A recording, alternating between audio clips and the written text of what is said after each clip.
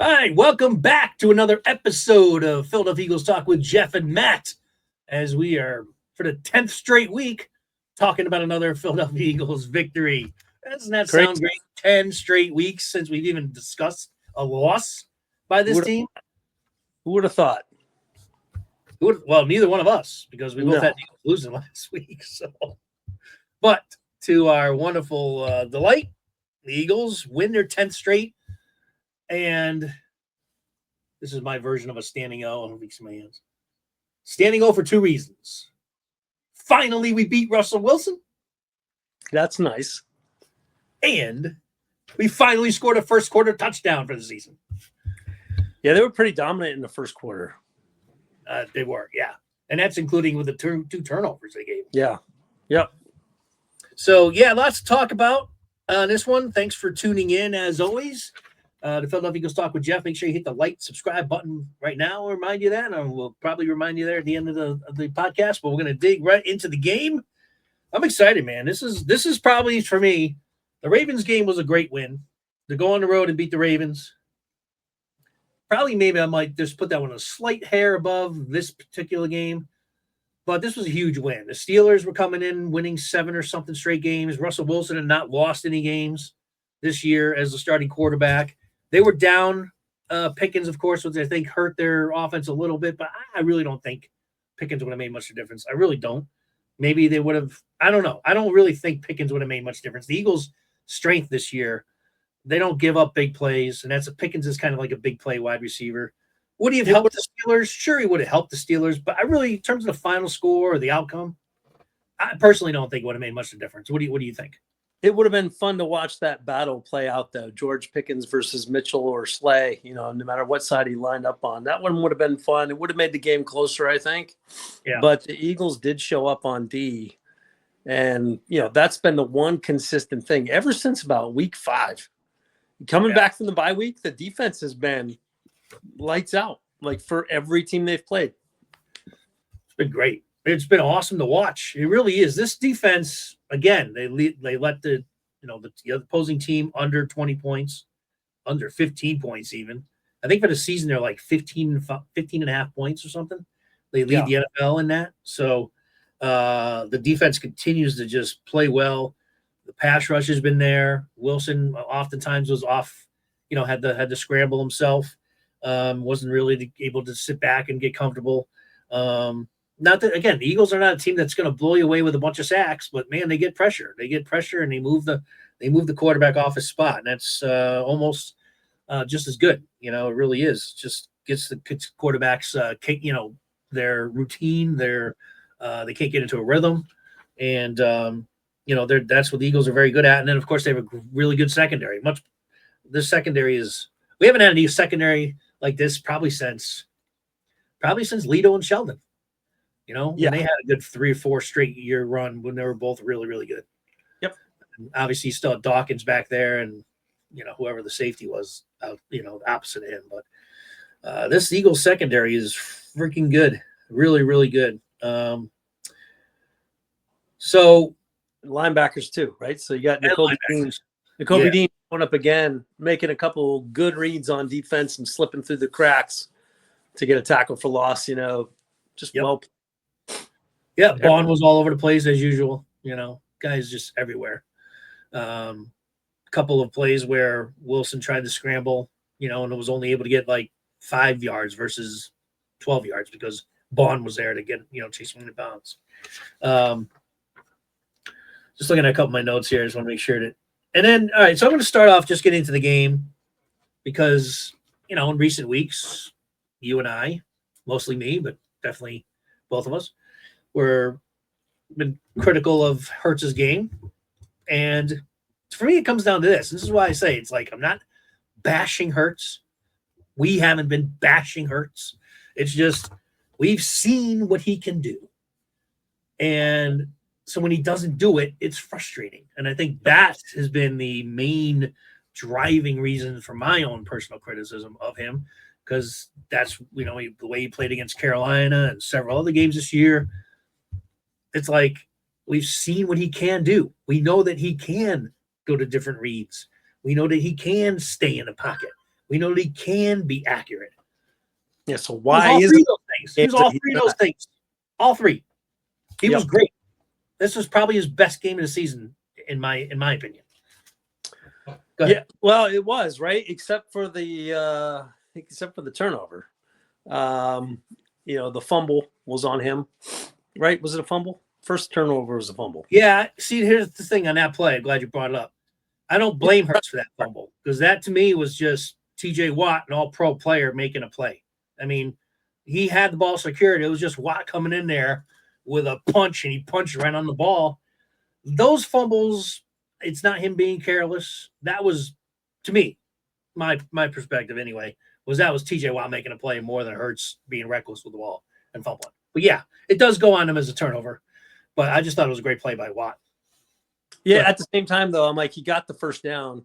Yeah. And just pushing for extra yards. So it's like, go down.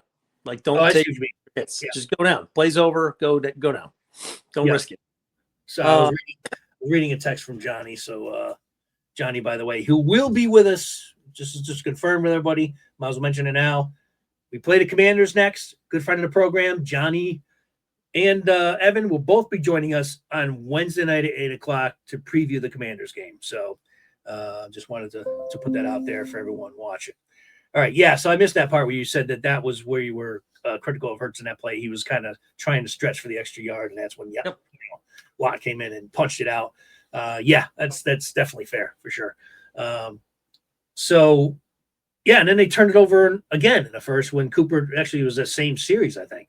I hate when Cooper return punts. I hate it.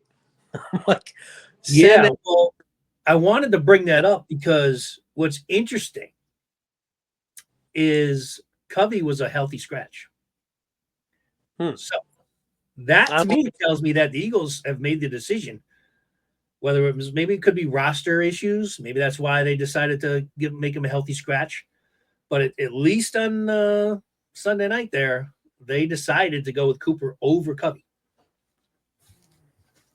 Well, I'm not sure who they would have played besides that. Maybe the extra tight end. I don't know. But I don't know who makes Covey sit down. Maybe it's another guy on defense. But I hate – I don't know why they did it. But for some reason, it must have been a roster issue where they wanted to carry an extra, like you said, an extra tight end or an extra linebacker.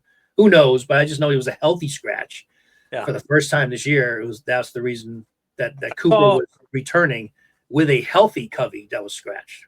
I saw the fullback with his helmet on having a conversation with Barkley throughout the game, and I never saw him on the field. So maybe that's why they had the scratch, was to have the fullback, but they never put him on the field.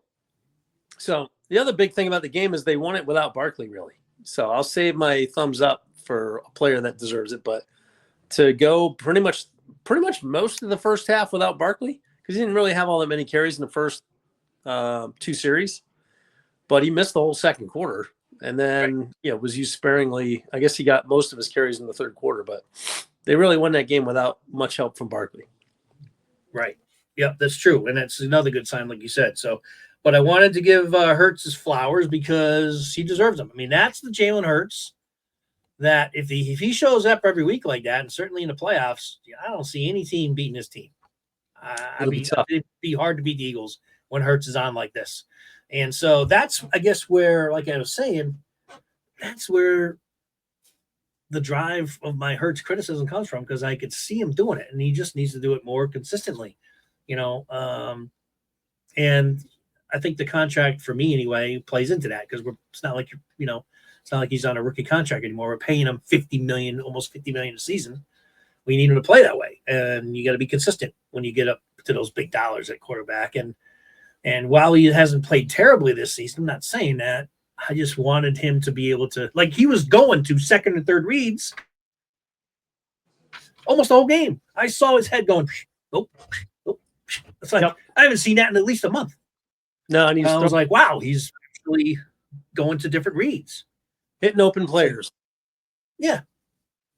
So, and he was accurate too. So he did a lot. A lot of really good things. So it was really good to see that out of Hurts. And then, of course, the passing game woke up. All of a sudden, it was there. Brown over 100 yards and a touchdown. Devontae over 100 yards and a touchdown. The opening play of the game was a 22-yard pass in the seam that we've talked about on this show many times. Tight end. Yep. It's like everything we talked about in the show came out on Sunday night. Yeah. It's everything that we've been talking about. And then we beat both of our predictions, right? Didn't we both have the Steelers winning the game? We did. We both matched. You had the initial prediction of 23-20. I decided to match it because I thought that was right where I was, 23-20. And my main reason for picking against him was I wanted to see them actually beat Russell Wilson before I actually could predict against him. They definitely did that. The final score was 27-13. So, we weren't too far off. No, that was before we knew Pickens was definitely going to ride this one out too. So right, that's true. Yep. So, and one of the best way to beat Russell Wilson is not let him have the ball. And the Eagles dominated the time of possession. Just under 40 minutes, 39 something. The Eagles had the ball. So they had a 22-minute drive, a 22 play drive for like 13 minutes or something in the fourth quarter. Yeah, it was just like 10 minutes. There was a key series for the Steelers of where they could either punt or go for it. And I think Brady was like surprised that they were going to punt there, but they never got the ball back. Like they never touched that ball again once they forced that punt in the fourth quarter. I don't even think we texted each other about it. Remember there was a play where the Eagles had a holding call, and it was first and 20, and then they ran a play again. Eagles held again or something defensively or offensively. Eagles had the ball, and so they ran another play, and it was another holding. It would have been 1st and 30, but Pittsburgh and Tomlin for some reason didn't accept the penalty. So it was they wanted them down instead of yeah. But did that I don't know. Did that one bewilder you a little bit? I was like confused. Nah. I would have taken a penalty and put him at 1st and 30. I don't know. It's hit or miss. You're trying to get the ball back. You're trying to accelerate the downs. Just make one more stop on D, but then they just couldn't do it. So yeah. Well, it was actually in the next play after that they hit Devontae Smith for a first down game. So it didn't last long. But that was kind of weird that he didn't take the penalty. I know they were they wanted to just get the down instead, but I don't know. That's just interesting. They didn't ask Tomlin either. I watched the post game. I was waiting for someone to ask him about that, and they never did. All right. Any other thoughts before we get into thumbs up and thumbs down about the game in general? No. Okay. Keep it simple. All right. So let's go to thumbs up. I think we're probably both going to the same guy on here, but I'll let you go first. All right. Kenneth Gainwell was awesome. Took advantage. Every time he touched the ball, he made a play, especially that he almost scored on that play in the fourth quarter where he took Hurts. One of the biggest complaints has been Hurts not throwing that ball out there when he knows the guy's open right off the bat, right? So look what happens. He sees Gainwell, he goes to him immediately, and they was actually defended pretty well. It's just he caught it, got turned around real quick, and split the defense in a moment. Yeah. So and then ran for like 13-something yards. Just got barely tackled before breaking the goal line there. Yep. But that was one exceptional play. But he ran the ball well when Barkley was out, and good for him to get some experience running behind this line too, because they are. It's just more reasons why they should just keep pounding that running game. Like if you want to run Barkley and then take him out and spell him with Gainwell can play. Put Gainwell in there, run behind these beasts that make up your offensive line. But that's the true key is. Let those offensive linemen just freaking dig in and pulverize because they are capable of pulverizing the defensive line of the other team. Doesn't matter who you are, they're gonna just keep pressing them into the turf. 100%. I have Gainwell on my thumbs up as well. Let me change the banner. I always forget to do this. So the other play you mentioned one of them where he caught it, split those two guys, just darted right through them and almost broke the tackle to get into the end zone. That was a great run there. That was on a 3rd down too, I believe. And then there was another play earlier where he made that play out in the flat and it did that spinorama and the guy totally dove, tackled and missed him. And then he took it for another 8 or 9 yards up the field. Those are two to be able to react that quickly because he had just caught the pass. Yeah. It wasn't like he caught the pass and was ready to deke the guy. He like just caught the pass, saw the guy coming in on him and did a quick spinorama and went like 8 yards. That was to be cold off the bench and do a play like that. That speaks to how prepared he is to just be ready. So, so yeah, hats off to Kenny Gainwell for a big time game. My outside of Gainwell, my other one we already talked about him was Hurts.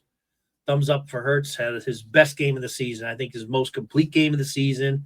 He was accurate with his passes. He managed the game well. Didn't other than the ball being punched out. He didn't throw any picks. And he was going to his alternate receivers on the routes. He wasn't just keying in on one guy. And he just had a great game. And the passing game is back in Philly. So anybody who had any doubts on it, which I was starting to doubt, I'll be quite honest with you, is over with. So that's good because they're going to need it. They're going to need it because once you get in the playoffs, these teams are going to try to take Barkley out of the game. And when you do that, you're going to have to get the passing game going. So I think this type of game that puts the league on notice. It's like, man, now the Eagles got their passing game clicking again. I know they got to be more consistent, but certainly everyone was watching that game. It was the national game of the week between that and the Detroit game. That's the whole thing. You can talk whatever you want about the score, and you can talk, well, Pickens was out and whatever, but we didn't really have a problem moving the ball against that. And that's a good defense. That's a really good defense. Okay, so Hurts is my other thumbs up. You have any other thumbs up for the game? Yeah, I got one for Jake Elliott. He needed to make all the kicks, right? We said you couldn't miss any kicks tonight. It's going to be important that you outkick Boswell or at least come even with him, and we don't lose any momentum and don't lose any points from missed field goals, which, by the way, both Buffalo and Detroit and all the points that they were scoring, both of those kickers doinked field goals or missed completely. Did they really? Like, what? The disease continues another week with these kickers not being able to hit. Yeah, it's been a rough year. Except the only one who's been immune from it is Boswell. I don't think I've seen him miss anything really this year. Well, so he doinked his extra point in. He did. Yeah, it went through though. Yeah, that's about as close as he comes to missing. He hits the bar, but he still gets it. But yeah, that Elliott, fine play, and of course Hurts. Hurts deserves it. I absolutely agree with that one. And then I'll give my third thumbs up is the defense. Just overall, the defense is stellar. Everybody, the whole freaking defensive squad played incredibly awesome. Yeah, hard to argue that. I mean, again, a team was held under 15 points and a good team. This was a very good Steelers team. Yes, they were minus their number one wide receiver, which was certainly an impact for them. But just, again, that team can still run the ball well. By the way, stats for the running game, this is a pretty good running team. Harris had 6 carries for 14 yards. And their other back was pretty decent. Warren was 4 attempts for 12 yards. So he averaged 1 yard or 3 yards per carry, and Harris was 2.3 yards per carry. That's awesome. And nothing. They had nothing at running it. Completely shut it down. So, yeah, defense deserves props big time for thumbs up. I'm going to go with I have AJ and Devontae. Both had 100 yards. Both had a touchdown. Both were great during the game. Caught everything. No drop passes. Not that they ever really drop passes, but good run after the catch on both of them. There was a couple of plays where Devontae was like, he's great. He like recognizes a scheme. He's like, okay, they're in, let's say, cover 2 defense. He just knows where the gaps are in that defense. You can clearly tell. He's like, he's out there. I mean, I can't mimic him, but you can just tell he's a smart, cerebral player. And he's like, I know this is going to be a soft area of their zone. I'm going to sit right here. And, Hurts hits him and he takes off for another 10 yards or so. It was great. And then AJ just does this thing where he's like, they catch the ball and everyone in the world is going to have to try to get me out, get me down. I love the way he plays wide receiver. He never, ever looks for the sidelines. Ever. I'm sure the D-backs wish that he did. Yep. So do you have any more thumbs up? I got one more.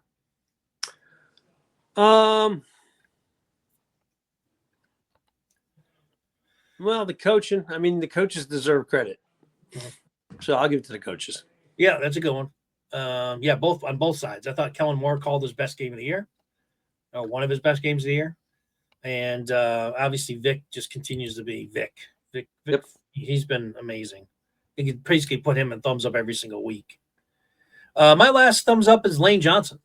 How many offensive tackles in the league does their coach just go, Lane, you're on your own against TJ Watt with no help? No help. The Eagles do that. And Lane, for the most part, I mean, TJ always makes, his plays because he's a great, great player. Tell you what, I've watched him play and I know he's great. But when you get to watch him and as playing Eagles, whatever, when you really just focus on the game, he's incredible. That guy he's awesome to watch. And Lane held his own on his own most of the game. I mean, he got through a couple times. Pressure hurts. I think he sacked Hurts once. But for the most part, though, being one-on-one with TJ Watt the whole game, good job, Lane Johnson. Yeah, that's a good one. The old warhorse. Yeah. Instant Hall of Famer. Yeah, we were wrong about that. And at least I was. And I think you might have just not known, but went with what I said. I just thought that I was trying to figure out where he usually lines up. And I always thought he's on the right side of the line, but he's on the left side of the line. Yep. So it's the right tackle that's going to face him. Yes, I messed that up because I thought it was going to be Mailata against. I think my reference is if the Steelers are on the left, then he's on the bottom of the screen. That's wrong. He's on the top of the screen if the Steelers are on the left. Exactly. Yes. So I messed that up. But good job. Basic a language as you can explain a play like that to the audience as well. Yeah. Strong side, weak side. Nah, we don't use terms like that. Like he's on the top of the TV screen if the Steelers line up on the left side of the scrimmage. It's good for the audio audience too, the radio audience. Okay, so thumbs down. You want to start this off? I only have one person on the thumbs down. I just have a small, we just talked about Jalen Carter living on the edge of losing his cool, but keeping it cool. And I thought he clearly lost his cool. So that's my hex. We put the hex on the guy. Yeah, even though he is just dominant, I love the dominant player, but something when he gets riled up, he has a hard time of moving on to the next play and let that shit go, and he maybe slapped that guy in the head. He's like, I don't know if he was being held a bunch of plays in a row. That's probably my guess. Or maybe there was some back and forth between him and the other guy. But man, you can't. He's lucky to get tossed from the game for just purposely and intentionally, basically punch slapping the guy in the helmet. And that's one thing, you get the penalty for it, but he must have been totally non-accountable for it when he got to the sidelines to have that beef with Sirianni. When the head coach is probably just looking for hey, we can't do that, right? You should have said, yeah, sorry, coach, just got under my skin. I'll move on. That's all you say. Instead, he's coming back and he's jawing with Sirianni he deserved it, blah, blah, blah, blah, blah, blah. It's so much to the point that the D-line coach has to get in between them. And even while the D-line coach is standing in front of Sirianni, you see Carter kind of wave off in the background and laughing. And I'm like, dude, you're going to have to give the head coach his props for saying you got to shut that shit off. Yeah. Period. Yeah, he's a head coach for a reason, I mean, love the old days. If he ever mouthed off on a head coach that I played with or we played with growing up, whatever sport it might have been, we would have been had our asses on the bench, maybe for the next entire game or series of games. If we ever did that to our coach, and cooler will prevail. So great job actually by the D-line coach, just getting in between them. Yeah, and apparently, according to Sirianni in his press conference today, he said that Jalen did come up to him. This was not caught on tape. And basically, I don't know if he apologized. He didn't use that word, but that doesn't mean he didn't. But essentially, he said Jalen made good with me or made up with me or whatever. So at some point, Jalen did go up to him and say something. Good. On the front. But yes, you don't want to ever see that going on the sidelines, Yep. Yeah. I was thinking about it for that play, putting him on the thumbs down. I almost did. I really thought about it. I just didn't because I just figured he's played so good and he gets held all the time. I'm more upset with him, like you said, not necessarily for the action on the field where he just lost it for a minute, but when his actions off the field on the sideline was more concerning to me than Yeah. But if you're thinking Super Bowl, you can't do stuff like that. Say again. If you're thinking Super Bowl, you can't do stuff like that. Right. So right. got to coach him up when you have a moment like that. And that's all I wanted to see was Jalen Carter take the coaching, because you can't do that. If that's against a Super Bowl team and you lose your cool and you slap a guy around and all of a sudden it's a 15-yard penalty in the other direction, like, can't do that. Yeah, and he got lucky on that play too, that it wasn't because they were pinned back at the time so far into their that it only cost them a few yards versus 15. But yeah, you're right. Normally, if they're on the field, they gave him 15. They just said it was after the play had ended, so they tacked it on to the next play. They didn't count it. Right. So and then it was half the distance to the goal or whatever. Right. Right. Something like that. Yeah. No, it was on the punt. Like it was on the punt. It was on the punt. So it's like if it was during the play, they would have had the first down. Exactly.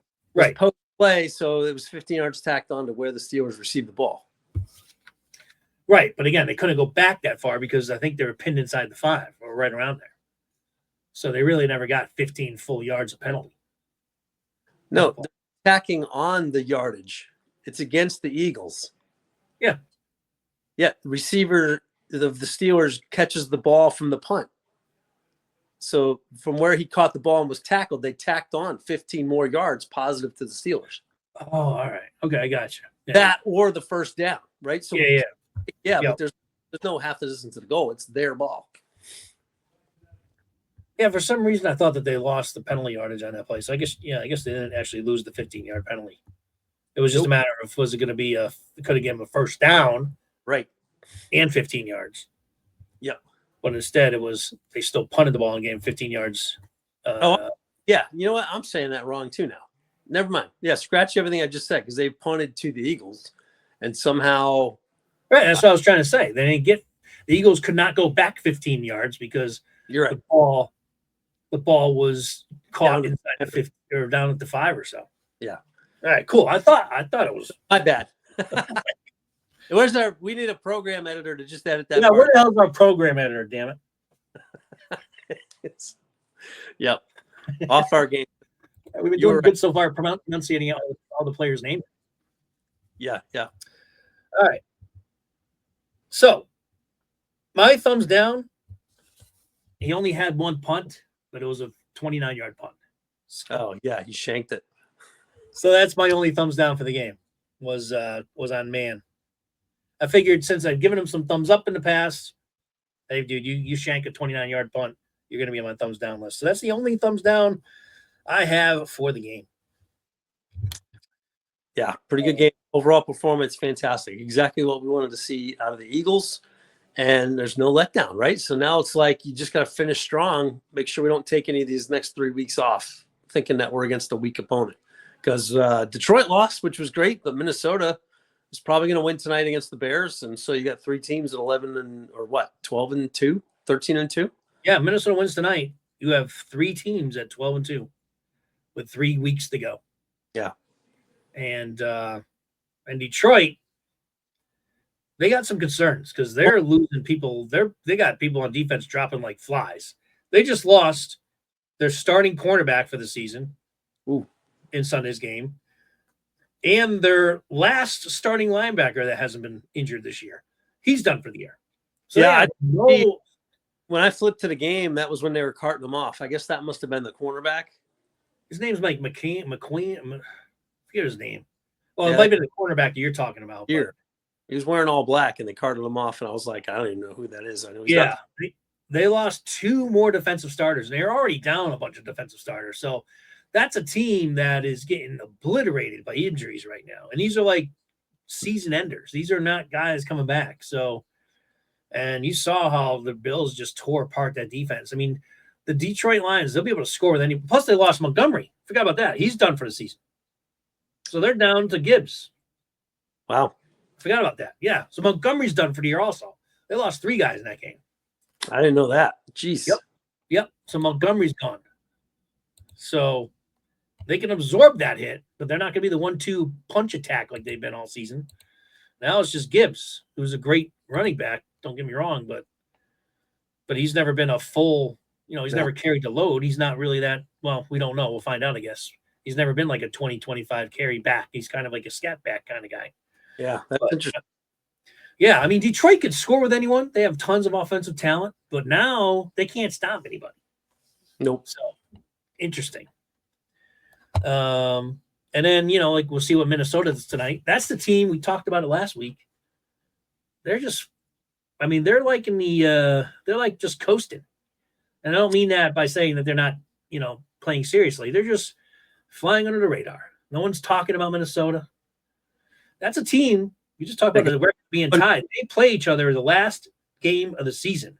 That could be very well for the number 1 or number 2 seed. Yeah. Think about this. Detroit, who's been the number 1 seed all season, could actually end up the 3 seed. That's fine. I mean, there's 3 good teams going on right now, but they're. Oh, yeah, I'm just saying it's, Yeah, Minnesota can run, they can pass, and they can play defense just like the Eagles. And Lions can run and they can pass, but they can't play defense. So not anymore. I mean, they had a decent defense, but they've just lost everyone. I mean, again, they have been playing without Hutchinson all year too, and he was leading the league in sacks when he got hurt. Yep. So very interesting dynamic. And I think that when you look at the NFL just as a whole, I think like most of the better teams are in the NFC. I know Kansas City is only 1 loss, but man, they skate by every week. And I know it's part of what a good team does, but man, I don't know. I just don't know about them. And I know they have Mahomes and they have his magic and he never loses and games are close. So you always got to give him the benefit of the doubt, which I do. But yeah, I don't think they have this fear factor with playing that team anymore. Beyond the Chiefs, the Buccaneers just manhandled the Chargers yesterday, so they kicked them out of the house. You know what I feel about the Buccaneers. Bucks are rolling, man. 40 points. I don't want to see the Buccaneers. I will go against any team in the NFC. I don't want to see the Bucks. I don't. Yeah. And Green Bay. I think Green Bay is a good team too. So like, Green Bay is good too. They could definitely beat any of these teams. Yep. You've got the Bills. I think the AFC is top heavy. I think you have the Chiefs and the Bills, and I think there's a dramatic drop after that, in my opinion, in the AFC. We'll see. Maybe the Ravens. I guess the Ravens I'll still put up there. The Ravens are probably the next tier down. Yep. But after that, what's after that? After the Ravens and the AFC? Yeah, I don't know. Dolphins aren't anything. No. Else is kind of falling off. The Broncos have a good defense and an offense that can sometimes move the ball when Bo Nix keeps the ball and doesn't turn it over. So maybe the Broncos. And that's kind of like the Chargers, good defense, but their defense just got absolutely obliterated.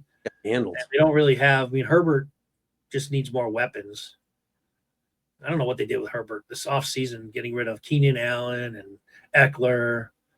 I mean, I guess they have to do a youth movement in it at some point, but their defense is definitely pretty good over there. I don't know what happened yesterday, but that's what I mean about the Bucks. I mean, the Bucks, they're a dangerous team. Mm-hmm. And they have the Eagles number. That's why I want to avoid the Bucks at all costs in the playoffs, honestly. The Bucks and the Packers, they're both teams that can win.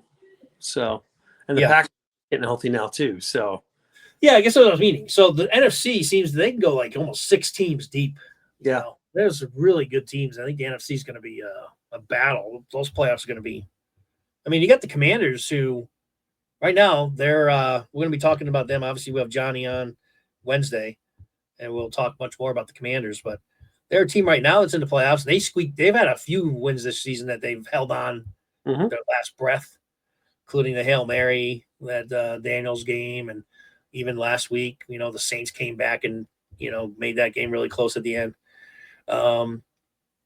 Granted, they won the games, but that's another team where if they slip up in the next few weeks, they could be on the outside looking in. And they've been comfortably in the playoffs all season. Yep, I agree. NFC's got the teams. We'll see what happens with Mahomes and the Chiefs. We'll see how they finish out with an ankle injury out there. It would be interesting to see what Carson Wentz does playing quarterback for the Chiefs next week. Is he playing this week? Did they say he's going to start? I think they might sit Mahomes out one just to make sure he's healthy for the playoffs. Who are they playing? I have no idea. But it'll be interesting to see Carson play some ball with the Chiefs. Was it an ankle injury? What is Mahomes? What injury was it? Knee, ankle, knee, Ankle. ankle. Yep. Yeah, and I guess T.J. Watt, who got hurt late in our game, he is an ankle also, so it wasn't an Achilles. I thought maybe it might be the way he went down, writhing in pain, but I'm like, it didn't look like it was an Achilles injury. So he had an ankle issue, and he says he might play next week. So any Steeler fans that might be watching, looks like you escaped at least a big injury in your big star player there, which is good.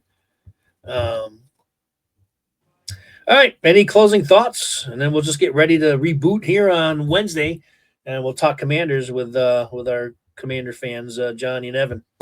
Yeah, I'll just say keep rolling. Eagles have been through a lot this season, so I think they're primed and ready for the playoffs. So just keep rolling, finish out the season strong, and let's see what happens with these other teams. Yeah, and I think that's the big thing about this game, and I think is probably the takeaway, stuff that we've been talking about all season. Like if we could just get the passing game to go with the running game, because we knew it could happen. We've seen flashes of it here in time, but we get some consistency there. The rest of the league's got to be looking at the Eagles like, how do you stop this? How do you stop this team? And then how do you score against them? That's the other thing. That's not just an offensive issue here with the Eagles. Our defense is damn good. Yep. So, we're going to keep our excitement contained. We're not going to make any predictions, any Super Bowl aspirations. Long way to go. Just talk about how stacked the NFC is. There's a lot of teams that are really good in this conference. So, but I think the Eagles right now are starting to fire on all cylinders. At least they did for this last game. And it's just weird because it was just a week ago that we were all in the dumps. At least I was, because of how pitiful they played against Carolina. And then, you see Dallas go out there and blow Carolina's doors off. And I'm like, that's exactly what the Eagles should have done. And Dallas is don't even have their quarterback. It's like, what the hell? How do the Eagles struggle at home against Carolina? Trap game. Just what's that? Classic trap game. That's all. Yeah. Yep. I guess it was. All right. I guess we're good. We're good for the show. Thanks for tuning in as always. Appreciate you. If you click the like button and subscribe, as we're creeping up on the subscribers. I know at some point we're just going to blow this thing off the map here, and we'll be one of the most popular podcasts on YouTube. So make sure you hit the subscribe and like button. Make sure you comment. Any comments that you guys put down there, we'll address on a future program. So make sure if you hear anything you like or disagree with whatever we say, put it down there. Let us know. All right, Matt, one last time for closing thoughts. Pedal to the metal. Pedal to the metal. All right. Let off the accelerator. That's right. Keep it rolling. We'll be back on Wednesday. Make sure you come back with us as well. And we'll talk Commanders as our next game is against our NFC East rival. Till then, fly, Eagles, fly, and we'll catch you all later. Take care.